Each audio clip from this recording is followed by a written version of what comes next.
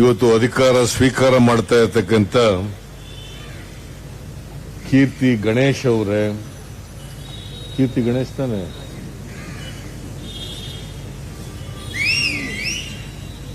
ಕೇರಳ ರಾಜ್ಯದ ಉಸ್ತುವಾರಿಯಾಗಿರ್ತಕ್ಕಂಥ ಏನ್ ನಿಮ್ಮ ಹೆಸರೇನು? ಎರಿಕ್ ಸ್ಟೀಫನ್ ಅವರೇ. ಸ್ಟೀಫನ್ ಅಂದ್ರೆ ಸಾಕು ಅಂತ ಅನ್ಸುತ್ತೆ, ಪೂರ್ಣ ಹೆಸರು ಎರಿಕ್ ಸ್ಟೀಫನ್ ಅವರೇ. ಓಕೆ,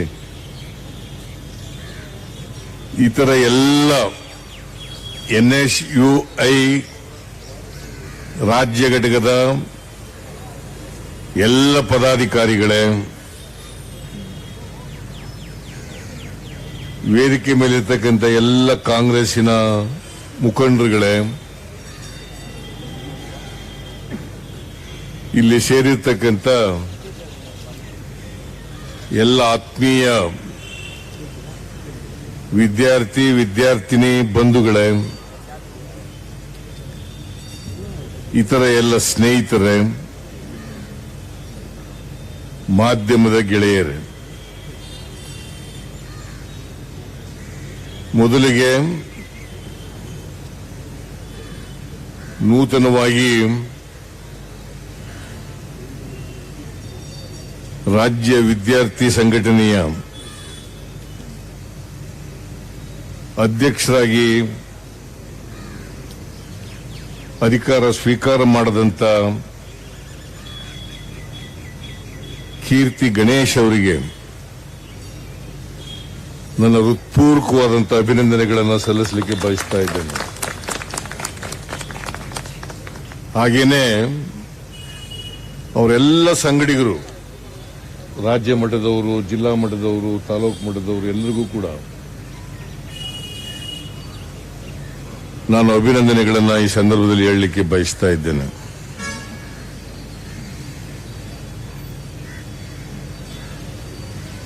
ಈಗಾಗಲೇ ಸಲೀಂ ಅಹಮದ್ ಅವರು ಹೇಳಿದರು,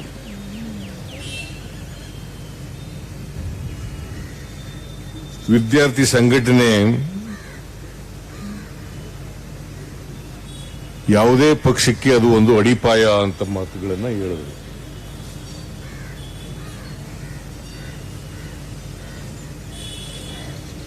ಕಾಂಗ್ರೆಸ್ನಲ್ಲಿ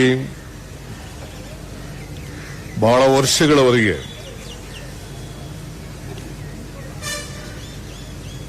ವಿದ್ಯಾರ್ಥಿ ಸಂಘಟನೆ ಯುವ ಕಾಂಗ್ರೆಸ್ನಲ್ಲೇ ಸೇರೋಗಿತ್ತು. ಆ ನಂತರ 1971ನೇ ಇಸ್ವಿನಲ್ಲಿ NSUIಗೆ ಅಡಿಪಾಯ ಹಾಕಿದವರು ಶ್ರೀಮತಿ ಇಂದಿರಾ ಗಾಂಧಿ ಅವರು, ದಿವಂಗತ ಶ್ರೀಮತಿ ಇಂದಿರಾ ಗಾಂಧಿ ಅವರು. ಅದಕ್ಕೆ ಒಂದು ಕಾನೂನಿನ ಚೌಕಟ್ಟನ್ನು ಕೊಟ್ಟವರು ರಾಹುಲ್ ಗಾಂಧಿ ಅವರು.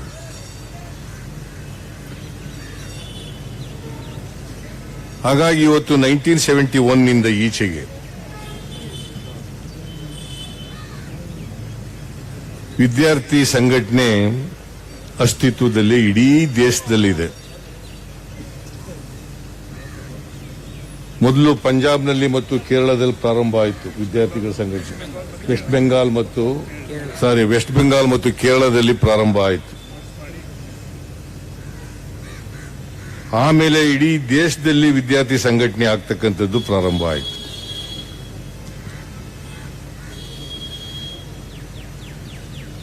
ವಿದ್ಯಾರ್ಥಿಗಳಿಗೆ ಸರಿಯಾದಂಥ ಮಾರ್ಗದರ್ಶನ,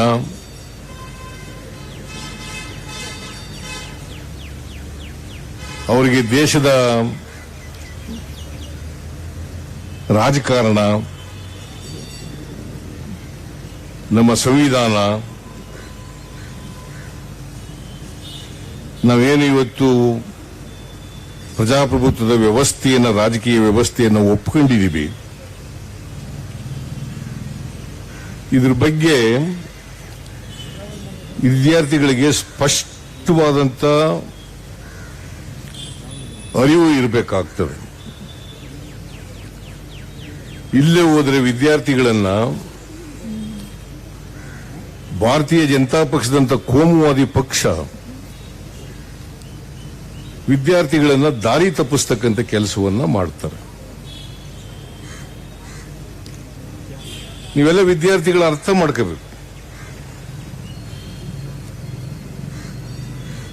ನಮ್ಮ ದೇಶ ಜಾತಿ ವ್ಯವಸ್ಥೆಯಿಂದ ಕೂಡಿರ್ತಕ್ಕಂಥ ದೇಶ. ಅನೇಕ ಧರ್ಮಗಳಿರ್ತಕ್ಕಂಥ ದೇಶ, ಅನೇಕ ಭಾಷೆಗಳಿರ್ತಕ್ಕಂಥ ದೇಶ, ಅನೇಕ ಪ್ರಾಂತ್ಯಗಳಿರ್ತಕ್ಕಂಥ ದೇಶ.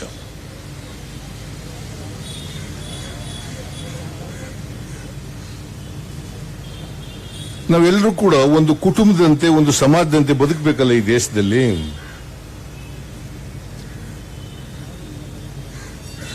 ಅದನ್ನ ಈ ಸಮಾಜ ಹೊಡಿತಕ್ಕಂಥ ಜನ ಇದಾರಲ್ಲ, ಎಲ್ಲ ಜನರನ್ನು ಕೂಡ ಒಟ್ಟು ಮಾಡಲಿಕ್ಕೆ ಬಿಡೋದಿಲ್ಲ.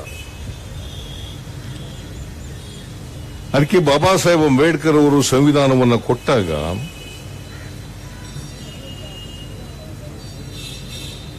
ಈ ಸಮಾಜದಲ್ಲಿ ಜಾತಿ ವ್ಯವಸ್ಥೆ ಹೋಗಿ ಸಮಾಜ ನಿರ್ಮಾಣ ಮಾಡಬೇಕು ಅಂತಕ್ಕಂಥದ್ದನ್ನ ಸಂವಿಧಾನದಲ್ಲಿ ಬಹಳ ಸ್ಪಷ್ಟವಾಗಿ ಹೇಳಿದ್ರು. ಸಮಾಜ ನಿರ್ಮಾಣ ಆಗಬೇಕು. ಅದನ್ನ ನೆಹರೂರವರು ಪ್ರತಿಪಾದನೆ ಮಾಡಿದ್ರು, ಇಂದಿರಾ ಗಾಂಧಿ ಅವರು ಪ್ರತಿಪಾದನೆ ಮಾಡಿದ್ರು, ಲಾಲ್ ಬಹದ್ದೂರ್ ಶಾಸ್ತ್ರಿ ಅವರು ಪ್ರತಿಪಾದನೆ ಮಾಡಿದ್ರು. ಕಾಂಗ್ರೆಸ್ ಪಕ್ಷ ಸ್ವಾತಂತ್ರ್ಯ ಬಂದಾಗಿನಿಂದ ಇದನ್ನ ಪ್ರತಿಪಾದನೆ ಮಾಡ್ಕೊಂಡು ಬರ್ತಾ ಇದೆ. ಸಂವಿಧಾನ ಬಂತವಿಂದ ಕೂಡ ಪ್ರತಿಪಾದನೆ ಮಾಡ್ತಾ ಇದೆ.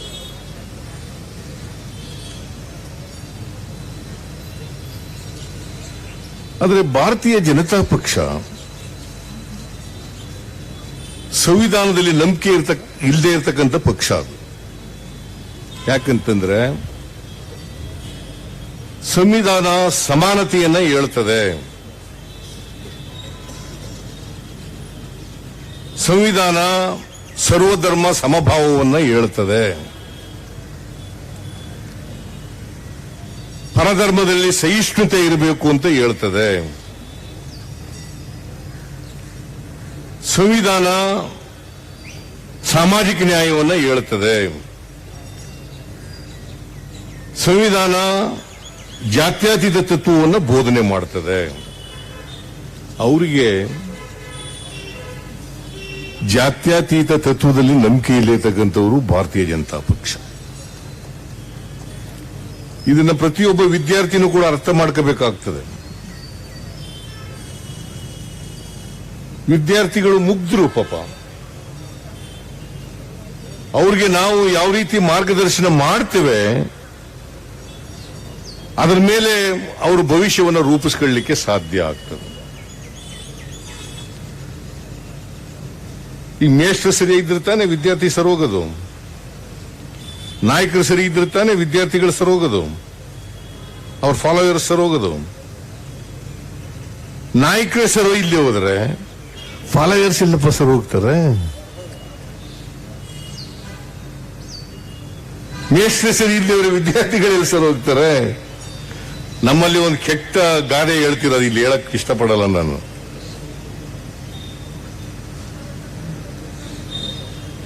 ಅಲ್ಲಿ ವಿದ್ಯಾರ್ಥಿಗಳಿಗೆ ಸರಿಯಾದಂತ ಮಾರ್ಗದರ್ಶನ ನೀಡಬೇಕಾಗಿರ್ತಕ್ಕಂಥದ್ದು.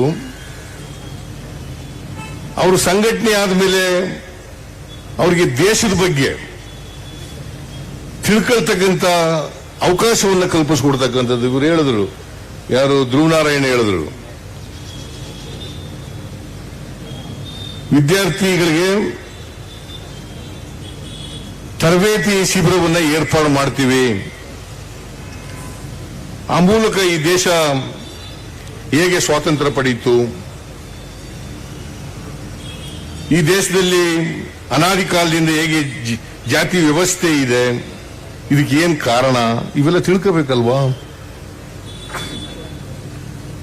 ನೀವು ತಿಳ್ಕೊಳ್ಳದೆ ಹೋದ್ರೆ ಪರಿಹಾರ ಎಲ್ಲಿ ಸಿಗ್ತದೆ? ಯಾವಾಗ ನಿಮಗೆ ಅದಕ್ಕೆ ಅಂಬೇಡ್ಕರ್ ಅವರು ಒಂದು ಮಾತನ್ನು ಹೇಳ್ತಾ ಇದ್ರು, ಏನಪ್ಪಾ ಅಂತಂದ್ರೆ, ಯಾರಿಗೆ ಈ ದೇಶದ ಇತಿಹಾಸ ಗೊತ್ತಿರಲ್ಲ ಅವ್ರು ಯಾರು ಕೂಡ ಭವಿಷ್ಯ ರೂಪಿಸಲಿಕ್ಕೆ ಸಾಧ್ಯ ಇಲ್ಲ. ಇತಿಹಾಸ ಗೊತ್ತಾಗಬೇಕಲ್ಲ. ಅಸ್ಪೃಶ್ಯತೆ ಯಾಕೆ ಬಂತು ಹಾಗಾದ್ರೆ ದೇಶದಲ್ಲಿ?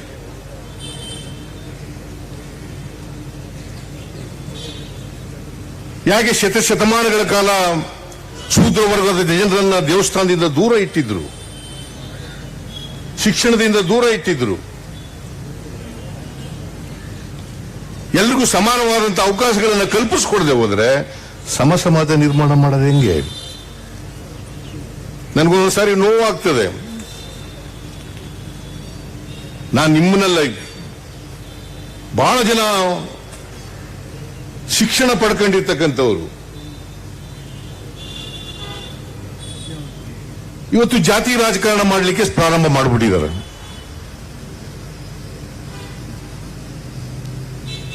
This is very bad. It's a very bad development in the interest of the society. That should go. ಮತ್ತು ಶಿಕ್ಷಣ ಸ್ವಾತಂತ್ರ್ಯ ಬಂದಾಗ ಎಷ್ಟು ಪರ್ಸೆಂಟ್ ಇತ್ತು? Not even 18%.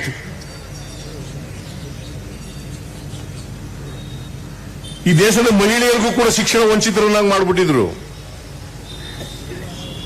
ಸ್ವಾತಂತ್ರ್ಯ ಬರೋವರೆಗೆ ನಮ್ಮ ದೇಶದಲ್ಲಿ ಶಿಕ್ಷಣ ಇದ್ದದ್ದು ಬರೀ 18% ಮಾತ್ರ. ಇವತ್ತು 78-79% ಬಂದಿದೆ. ದೇಶ 79% ಶಿಕ್ಷಣ ಆದಮೇಲೆ, ಸುಶಿಕ್ಷಿತರಾದ್ಮೇಲೆ ನಾವು ಬದಲಾವಣೆ ಕಾಣಬೇಕಲ್ಲ.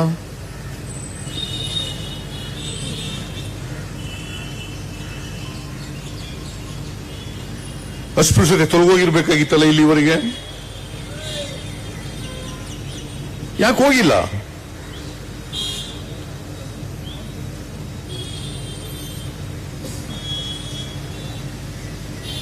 ಇದು ಇವತ್ತು ಮಹಾತ್ಮ ಗಾಂಧೀಜಿಯವರು ಹೇಳಿದ್ರು, ಅಂಬೇಡ್ಕರ್ ಹೇಳಿದ್ರು, ಎಲ್ಲಿವರೆಗೆ ಸೋಷಿಯಲ್ ಲಿಬರ್ಟಿ ಸಿಕ್ಕಲ್ಲ ಅಲ್ಲಿವರೆಗೆ ಎಕನಾಮಿಕ್ ಈಕ್ವಾಲಿಟಿ ಮಾಡಲಿಕ್ಕೆ ಸಾಧ್ಯ ಇಲ್ಲ ಅಂತಕ್ಕಂಥ ಮಾತನ್ನು ಹೇಳಿ. ನಮ್ಮ ಸಂವಿಧಾನದಲ್ಲಿ ಬಹಳ ಸ್ಪಷ್ಟವಾಗಿ ಹೇಳಿದ್ದಾರೆ, started with justice, economic justice, social justice, political justice.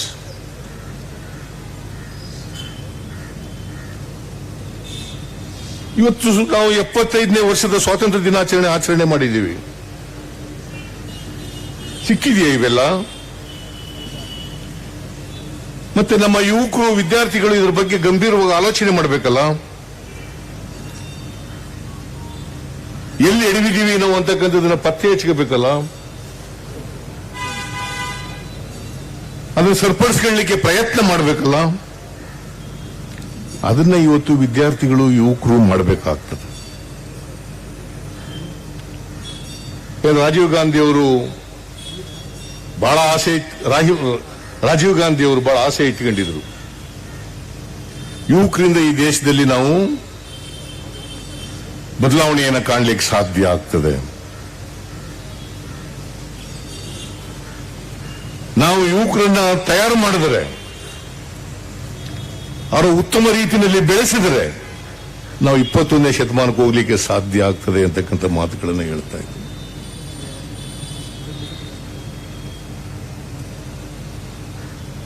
ನೋಡು, ಎಂತೆಂಥ ಮಾತುಗಳನ್ನು ಅವ್ರು ಆಡಿದ್ದಾರೆ. ಅದಕ್ಕೆ ನಾನು ಹೇಳೋದು, ವಿದ್ಯಾರ್ಥಿಗಳು ಇತಿಹಾಸ ಓದ್ಕೊಳ್ಳಿ, ಸಂವಿಧಾನ ಓದ್ಕೊಳ್ಳಿ. ನೀವು ಇತಿಹಾಸ, ಸಂವಿಧಾನ ಓದ್ಕೊಂಡ್ರೆ ನೀವು ಒಬ್ಬ ಜವಾಬ್ದಾರಿ ನಾಗರಿಕನಾಗ್ಲಿಕ್ಕೆ ಸಾಧ್ಯ ಆಗ್ತದೆ ಅಂತಕ್ಕಂಥದನ್ನ ತಿಳ್ಕೊಳ್ಳಿ. ರೆಸ್ಪಾನ್ಸಿಬಲ್ ಸಿಟಿಜನ್ ಆಗ್ಬೇಕಲ್ಲ ನಾವೆಲ್ಲರೂ ಕೂಡ. ರೆಸ್ಪಾನ್ಸಿಬಲ್ ಸಿಟಿಜನ್ ಆಗಬೇಕಾದ್ರೆ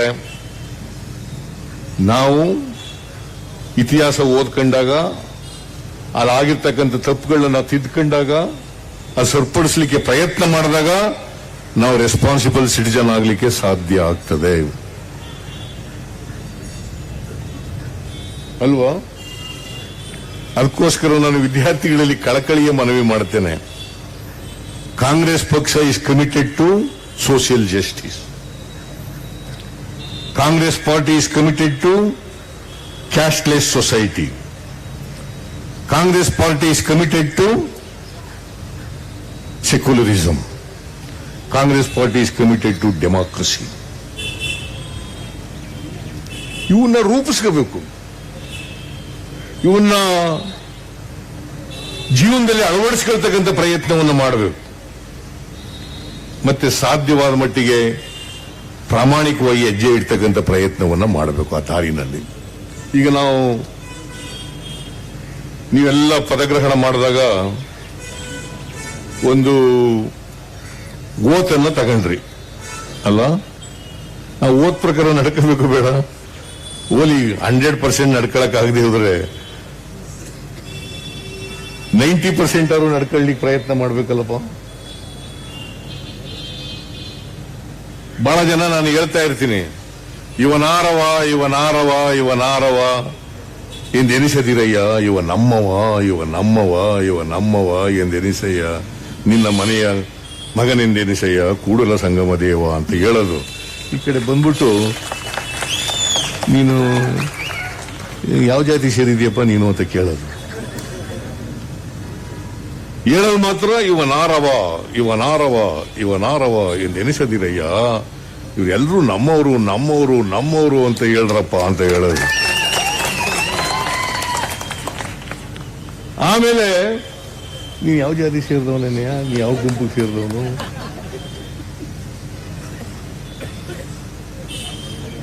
ಅದಕ್ಕೆ ಬಸವಣ್ಣವ್ರು ಬಸವಾದಿ ಶರಣರು ಹೇಳಿದ್ದು ಎಷ್ಟು ವರ್ಷ ಆಯ್ತು? 850 ವರ್ಷಗಳ ಹಿಂದೆ. 850 ವರ್ಷಗಳ ಹಿಂದೆ ಹೇಳುತ್ತಲೇ ಇದ್ದೀವಿ, ನಾವು ಮಾತ್ರ ಬದಲಾವಣೆ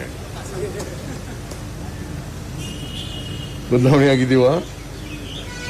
ಮತ್ತೆ ನೀವು ಹೊಸ ಬದುಕಿಗೆ ಕಾಲಿಡ್ತಾ ಇದ್ದೀರಲ್ಲ ಯುವಕರು, ವಿದ್ಯಾರ್ಥಿಗಳು. ನಾವೇನೋ ಹೋಯ್ತು ಬಿಡಿ, ನಮ್ದು ಮುಗಿದಿದೆ, ಈವ್ನಿಂಗ್ ನಾವೆಲ್ಲ ಈವ್ನಿಂಗ್ ನಲ್ಲಿ ಇದ್ದೀವಿ. What about you people? You to build the nation. You are the future of the country. ದೇಶ ಉಳಿಬೇಕಲ್ಲ, ದೇಶ ಉಳಿದ್ರೆ ತಾನೆ ನಾವೆಲ್ಲ ಉಳಿಯೋದು. ಈ ಬಿಜೆಪಿ ಅವರು ಬಂದು ದೇಶನೇ ಮಾರಾಕಕ್ಕೆ ಶುರು ಮಾಡ್ಬಿಟ್ಟಿದ್ದಾರೆ. ಈಗ ಏನ್ ಸುಳ್ಳು ಹೇಳ್ತಾರ್ರಿ ಅವರು?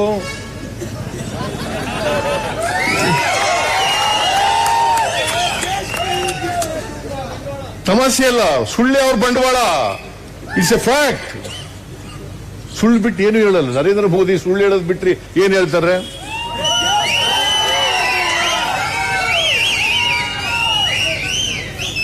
ಯುವಕರನ್ನೆಲ್ಲ ದಾರಿ ತಪ್ಪಿಸ್ಬಿಟ್ರು. ನಾನು ಅನೇಕ ಕಡೆಗಳಲ್ಲಿ ಹೋದಾಗ ನಮಗೊಂದಷ್ಟು ಜನ ಕೂಗರು, ಸಿದ್ದರಾಮಯ್ಯ ಜಿಂದಾಬಾದ್ ಅಂತ ಅನ್ನೋರು. ಇನ್ನೊಂದಷ್ಟು ಜನ ಮೋದಿ ಮೋದಿ ನಮ್ಗೆ ಆಗದಿದ್ದವು. ಇವೆಲ್ಲ ಯಾರು ಅವರು? ಬಿಜೆಪಿಯವು. ಮೋದಿ ಮೋದಿ ಮೋದಿ ಅನ್ನೋದು ನೋಡಿ, ಹೆಂಗ್ ದಾರಿ ತಪ್ಪಿಸ್ಬಿಟ್ಟಿದ್ದ ಪುಣ್ಯಾತ್ಮ.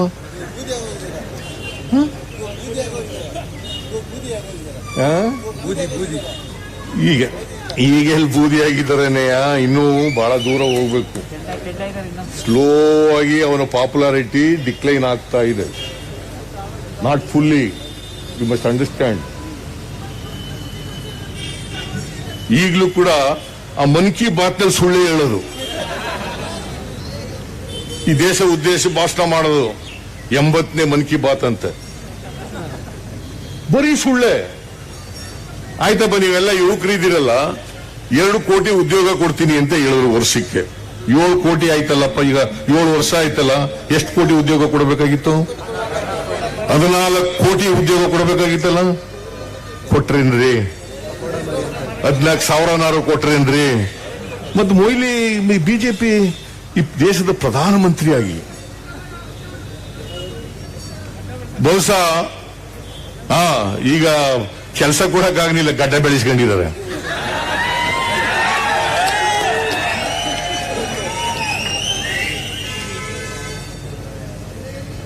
ಒಂದು ಕೆಲಸ ಕೊಡ್ಲಿಲ್ಲ. ಪಾಪ ಹುಡುಗರು ಕೆಲಸ ಕೊಡ್ರಿ ಅಂತ ಕೇಳಿದ್ರೆ ಯುವಕರು ವಿದ್ಯಾರ್ಥಿಗಳು ಹೋಗಿ ಪಕೋಡ ಮಾರ್ರಿ ಅಂತ ಹೇಳ್ತಾರೆ. ಆ ಪಕೋಡ ಮಾರ ಪರಿಸ್ಥಿತಿ ಏನೋ ಇದೆಯಾ?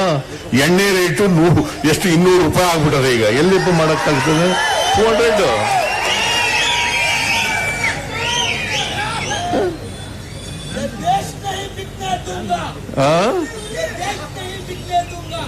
ಏನಾಗಂದ್ರೆ ದೇಶ ಮಾರಾಟ ಬಿಡಲ್ಲ. ದೇಶ ಮಾರಾಟ ಮಾಡಕ್ಕೆ ಈಗ ನೋಡಿದಿರ 6 ಲಕ್ಷ ಕೋಟಿಗೆ 6 ಲಕ್ಷ ಕೋಟಿಗೆ ನಿರ್ಮಲಾ ಸೀತಾರಾಮನ್ ಅವರು ಹೇಳಿದ್ದಾರೆ ದೇಶದ ಆಸ್ತಿಗಳನ್ನ ಎಂತದು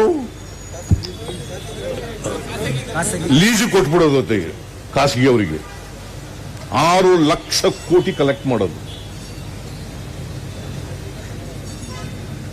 ಈ ದೇಶದ ಆಸ್ತಿ ನಿರ್ಮಾಣ ಮಾಡಿದವರು ಇವರಲ್ಲ. ದೇಶದ ಸಂಪತ್ತನ್ನ ನಿರ್ಮಾಣ ಮಾಡಿದವರು, ಆಸ್ತಿ ನಿರ್ಮಾಣ ಮಾಡಿದವರು ಕಾಂಗ್ರೆಸ್ ಪಕ್ಷ ಅಂತಕ್ಕಂಥದ್ದನ್ನು ತಿಳ್ಕೋಬೇಕಾಗ್ತದೆ. ನೆಹರು, ಇಂದಿರಾ ಗಾಂಧಿ, ರಾಜೀವ್ ಗಾಂಧಿ, ಮನಮೋಹನ್ ಸಿಂಗ್, ಲಾಲ್ ಬಹದ್ದೂರ್ ಶಾಸ್ತ್ರಿ, ನರಸಿಂಹರಾವ್, ಇವ್ರು ಕ್ರಿಯೇಟ್ ಮಾಡಿದ್ದು ದೇಶದ ಆಸ್ತಿನ. ಇವರು ಎಲ್ಲರೂ ಬಂದು ಅವ್ರು ಕ್ರಿಯೇಟ್ ಮಾಡೋದನ್ನ ಇವ್ರು ಮಾರಾಟ ಮಾಡ್ತಾರೆ. ನಾವು ಸುಮ್ಮನೆ ಇರಬೇಕಾ? ಯುವಕರು ಸುಮ್ಮನೆ ಇರಬೇಕಾ? ವಿದ್ಯಾರ್ಥಿಗಳು ಸುಮ್ಮನೆ ಇರಬೇಕಾ? ಈ ನರೇಂದ್ರ ಮೋದಿ 14 ಕೋಟಿ ಕೆಲಸ ಕೊಡಬೇಕಾಗಿತ್ತಲ್ಲ, ಈಗ ಸುಳ್ಳು ಹೇಳ್ಬಿಟ್ಟು ಬೇರೆ ಈಗ ನಾಟಕ, ಬೇರೆ ತರದ ನಾಟಕ. ಈಗ ಬಹಳ ಜನ ಏನ್ ಮಾಡೋದು, ಹಿಂದುತ್ವ ಹೇಳ್ಬಿಡೋದು, ಪಾಕಿಸ್ತಾನ ಹೇಳ್ಬಿಡೋದು, ಚೈನಾ ಬಾರ್ಡರ್ನಲ್ಲಿ ಜಗಳ ಆಯ್ತದೆ ಅಂತ ಹೇಳ್ಬಿಡೋದು. ಜಮ್ಮು ಅಂಡ್ ಕಾಶ್ಮೀರದವರು ಅವರು ಪಾಪ ನೀರಜ್ ಅಲ್ಲಿ 370 ಹೇಳ್ಬಿಡೋದು. ಅದು ಅಬ್ರೋಗೇಟ್ ಮಾಡಿದೀವಲ್ಲ, ಕಾಂಗ್ರೆಸ್ನವರು 370 ಮಾಡ್ಬಿಟ್ಟಿದ್ರು, ನಾವು ಅದನ್ನು ತೆಗೆದಾಕ್ಬಿಟ್ಟಿದೀವಲ್ಲ. ಪಾಪ ಏನ್ ಪಾಪ ಜನಗಳಿಗೆ, ನಮ್ಮ ಯುವಕರಿಗೆ. ಯಾಕಂದ್ರೆ ಮೊದಲೇ ನಾವು ಜಾತಿ ವ್ಯವಸ್ಥೆ ಹಿನ್ನೆಲೆಯಿಂದ ಬಂದಿದ್ದೀವಿ.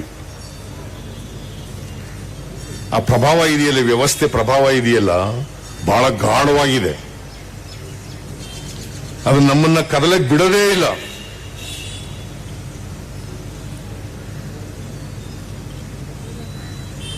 ಅದರಿಂದ ಇವತ್ತು ಇದರ ಎಲ್ಲ ವಿರುದ್ಧ, ಜೊತೆಗೆ ವಿದ್ಯಾರ್ಥಿಗಳ ಸಮಸ್ಯೆಗಳಿದಾವಲ್ಲ, ಅನೇಕ ಸಮಸ್ಯೆಗಳಿದಾವೆ. ನಮ್ಮ ಸರ್ಕಾರ ಇದ್ದಾಗ ಕೆಲವು ಸಮಸ್ಯೆಗಳನ್ನು ಬಗೆಹರಿಸಲಿಕ್ಕೆ ಪ್ರಾಮಾಣಿಕ ಪ್ರಯತ್ನ ಮಾಡಿದ್ದು. ಈಗ ಬಹಳ ಸಮಸ್ಯೆಗಳಿದ್ದಾವೆ. ಈಗ ಇದ್ದಕ್ಕಿದ್ದಲ್ಲಿ ಒಂದು ನ್ಯಾಷನಲ್ ಎಜುಕೇಶನ್ ಪಾಲಿಸಿ ಮಾಡಿಬಿಟ್ಟಿದ್ದಾರೆ. ಅದರಲ್ಲಿ ಬಹಳ ದೋಷಗಳಿದ್ದಾವೆ. ಪಾರ್ಲಿಮೆಂಟ್ ನಲ್ಲೂ ಕೂಡ ಸರಿಯಾಗಿ ಚರ್ಚೆ ಆಗಲಿಲ್ಲ. ಅದು ದೇಶದ ಜನಗಳ ಮುಂದೆ ಇಡ್ಲಿಲ್ಲ, ಚರ್ಚೆ ಆಗಲಿಲ್ಲ. ಕರ್ನಾಟಕದಲ್ಲಿ ಇಡ್ಲಿಲ್ಲ.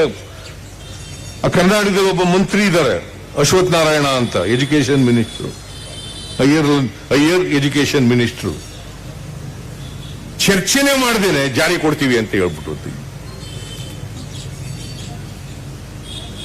Education is not in the central list.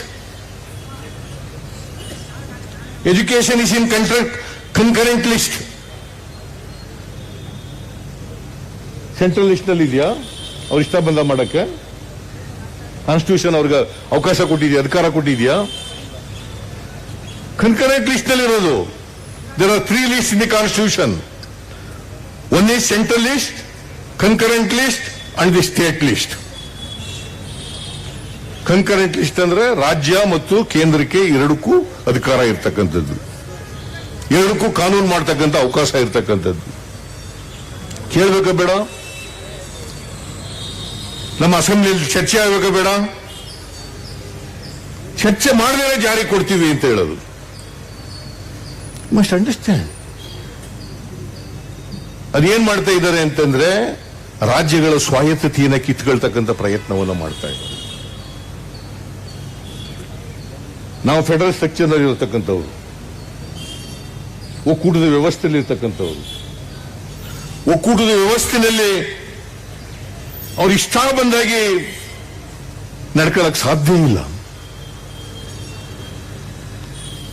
ರಾಜ್ಯಗಳ ಮೇಲೆ ಸವಾರಿ ಮಾಡಕ್ಕಾಗಲ್ಲ ಅವರು. ಇವತ್ತು ರಾಜ್ಯಗಳ ಮೇಲೆ ಸವಾರಿ ಮಾಡಕ್ ಹೊರಟುಬಿಟ್ಟಿದ್ದಾರೆ. ನಿಮಗೆ ಇತ್ತೀಚೆಗೆ ಒಂದು ಕಾನೂನು ಬಂದಿತ್ತು, ಗೊತ್ತಿದೆ ಏನೋ ಗೊತ್ತಿಲ್ಲ ನನಗೆ, APMC act. It is not even in the concurrent list. It is in the state list. Who are they to amend it?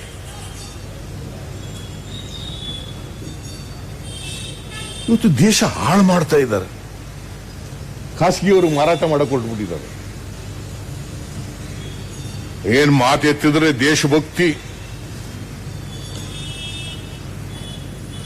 ದೇಶಭಕ್ತಿ ಇವರಲ್ಲಿ ಇರ್ಲಿಕ್ಕೆ ಹೇಗೆ ಸಾಧ್ಯ ಆಗ್ತದೆ? ನರೇಂದ್ರ ಮೋದಿ ಅವರು ಹೇಳ್ತಾರೆ ಸಬ್ಕಾ ಸಾಥ್ ಸಬ್ಕಾ ವಿಕಾಸ್ ಅಂತ ಹೇಳುತ್ತೆ. ಸಬ್ಕಾ ಸಾಥ್ ಸಬ್ಕಾ ವಿಕಾಸ್ ಸಬ್ಕಾ ವಿಶ್ವಾಸ್. ಯಾರಾದರೂ ಒಬ್ಬ ಮುಸ್ಲಿಂ ಒಬ್ಬ ಕ್ರಿಶ್ಚಿಯನ್ ಈ ಸರ್ಕಾರದಲ್ಲಿ ಇದ್ದಾರೇನ್ರಿ? ಒಬ್ಬ ಕ್ರಿಶ್ಚಿಯನ್ ಒಬ್ಬ Muslim in this BJP Karnataka government? How can they say that sabka saath sabka vikas? ಹೆಂಗೆ ಢೋಂಗಿಗಳು ನೋಡ್ರಿ ಹೆಂಗಿದ್ದಾರೆ ಅವರು. ಈ ಢೋಂಗಿತನ ಅರ್ಥ ಮಾಡ್ಕೊಳ್ಬೇಕಾಗಿರೋದೆ ಎಲ್ಲ ವಿದ್ಯಾರ್ಥಿಗಳ ಕರ್ತವ್ಯ, ಜವಾಬ್ದಾರಿ ಅಂತಕ್ಕಂಥದನ್ನು ಅರ್ಥ ಮಾಡ್ಕೊಳ್ತಾರೆ. ಎಲ್ಲರನ್ನು ಪ್ರೀತಿಸದೆ ದೇಶಭಕ್ತಿ ಅಲ್ವಾ? ಅವ್ರು ಮುಸ್ಲಿಮ್ರಿರ್ಲಿ, ಕ್ರಿಶ್ಚಿಯನ್ರಿರ್ಲಿ, ಸಿಖ್ರಿರ್ಲಿ, ಬೌದ್ಧರಿರ್ಲಿ, ಜೈನರಿರ್ಲಿ, ಹಿಂದೂಗಳಿರ್ಲಿ, ಎಲ್ಲರನ್ನು ಪ್ರೀತಿಸತಕ್ಕದ್ದು ಅದೇಲ್ಲ ದೇಶಭಕ್ತಿ ಅಂದ್ರೆ ಏನು? ಮುಸಲ್ಮಾನರು ಬೇಡ, ಕ್ರಿಶ್ಚಿಯನ್ರು ಬೇಡ, ಬೌದ್ಧರು ಬೇಡ, ಅವ್ರು ಬೇಡ, ಹಿಂದುಳಿದವ್ರು ಬೇಡ, ದಲಿತರು ಬೇಡ, ಮಹಿಳೆಯರು ಬೇಡ. ಅದು ಪ್ರೀತಿನ, ದೇಶ ಪ್ರೇಮನ ಅದು. Be careful about this hidden agenda of BJP. ವಿದ್ಯಾರ್ಥಿಗಳು ಅದಕ್ಕೋಸ್ಕರನೇ ಟ್ರೈನಿಂಗ್ ಆಗಬೇಕು. ಅವ್ರನ್ನ ಸರಿಯಾದ ಮಾರ್ಗದಲ್ಲಿ ತಗೊಂಡು ಹೋಗ್ತಕ್ಕಂಥ ಕೆಲಸ ಆಗಬೇಕು. ನಾವು ಮಹಾತ್ಮ ಗಾಂಧೀಜಿ ಇದ್ದಾರೆ ಈಗ ನಮ್ಮ ಜೊತೆನಲ್ಲಿ, ಆದ್ರೆ ಅವ್ರು ಹೇಳದ ವಿಚಾರಗಳು ಉಳ್ಕೊಂಡಿದ್ದಾವೆ. ನೆಹರು ನಮ್ಮ ಜೊತೆ ಇದ್ದಾರ, ಅವ್ರು ಹೇಳದ ವಿಚಾರಗಳಿದ್ದಾವೆ. ಆ ವಿಚಾರಗಳನ್ನ ಪಾಲನೆ ಮಾಡ್ತಕ್ಕಂಥದ್ದು ಇದೆಯಲ್ಲ, ಅದೇ ನಮ್ಮ ಕರ್ತವ್ಯ ಅಂತಕ್ಕಂಥದ್ದನ್ನು ತಿಳ್ಕೋಬೇಕಾಗ್ತದೆ. ಅದಕ್ಕೆ ನಾನು ಹೆಚ್ಚು ಮಾತಾಡ್ಲಿಕ್ಕೆ ಹೋಗಲ್ಲ. ಇನ್ನೊಂದ್ಸರಿ ಯಾವಾಗಲಾದ್ರೂ ನಿಮ್ಮ ಟ್ರೈನಿಂಗ್ ಪ್ರೋಗ್ರಾಮ್ ಬಂದಾಗ ಬಂದು ಮಾತಾಡ್ತೀನಿ. ಟ್ರೈನಿಂಗ್ ಪ್ರೋಗ್ರಾಮ್ನಲ್ಲಿ ಸಮಯ ಸಾಕಷ್ಟು ಆಗಿದೆ. ನಾವೆಲ್ಲರೂ ಕೂಡ ದೇಶ ಕಟ್ಟಬೇಕು, ಸಮಾಜ ಕಟ್ಟಬೇಕು, ಎಂತ ಜಾತ್ಯತೀತ ರಾಷ್ಟ್ರ ನಿರ್ಮಾಣ ಮಾಡೋ ಕಡೆ ಹೋಗ್ಬೇಕು. ಜಾತ್ಯತೀತ ರಾಷ್ಟ್ರ ನಿರ್ಮಾಣ ಮಾಡೋದ್ ಕಡೆ ಹೋಗ್ಬೇಕು. ಆದ್ರೆ ನೀವು ನಿಮ್ಗೆ ಒಂದೇ ಒಂದು ಮನವಿ ಏನಪ್ಪ ಮಾಡೋದು ಅಂತಂದ್ರೆ, ನೀವೆಲ್ಲರೂ ಕೂಡ ವಿಚಾರವಂತರಾಗಿ, ವಿಚಾರಶೀಲರಾಗಿ ವೈಚಾರಿಕತೆಯನ್ನ ಬೆಳೆಸ್ಕೊಳ್ಳಿ. ವಿಚಾರಶೀಲತೆ, ವೈಚಾರಿಕತೆ ಇವೆರಡನ್ನು ವಿದ್ಯಾರ್ಥಿಗಳು ಬೆಳೆಸ್ಕೊಂಡ್ರೆ ನೀವು ಉತ್ತಮ ಪ್ರಜೆಗಳಾಗಲಿಕ್ಕೆ ಸಾಧ್ಯ ಆಗ್ತದೆ, ಜವಾಬ್ದಾರಿ ಪ್ರಜೆಗಳಾಗಲಿಕ್ಕೆ ಸಾಧ್ಯ ಆಗ್ತದೆ. ಆ ಕೆಲಸ ನೀವೆಲ್ಲ ಮಾಡಬೇಕು ಅಂತೇಳಿ ಈ ಸಂದರ್ಭದಲ್ಲಿ ನಿಮ್ಮಲ್ಲಿ ಮನವಿ ಮಾಡಿ, ಮತ್ತೊಮ್ಮೆ ಎಲ್ಲ ಕೀರ್ತಿ ಗಣೇಶ್ ಮತ್ತು ಅವರ ಎಲ್ಲ ಸಂಗಡಿಗರಿಗೆ ಶುಭವಾಗಲಿ. ಅವರಿಗೆ ಮತ್ತೊಮ್ಮೆ ಅಭಿನಂದನೆಗಳನ್ನು ಸಲ್ಲಿಸಿ ನನ್ನ ಮಾತುಗಳನ್ನು ಮುಗಿಸ್ತೇನೆ. ಜೈ ಹಿಂದ್, ಜೈ ಕರ್ನಾಟಕ, ಜೈ ಕಾಂಗ್ರೆಸ್, ಜೈ NSUI.